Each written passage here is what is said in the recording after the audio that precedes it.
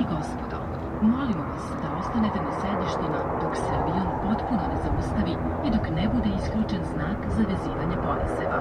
Budite pažljivi prilikom otvaranja gornjih polica i pre izlaska iz aviona proverite da li ste poneli sav prtljag.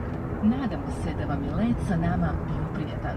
U ime kapetana i svih članova posade zahvaljujemo vam se što ste leteli Air Srbijom i radujemo se novom susretu na nekom od naših sledećih letova.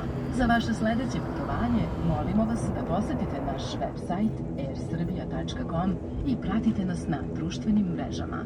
Hvala i doviđenja! Ladies and gentlemen, please keep your seatbelt fastened until the aircraft has come to a complete stop.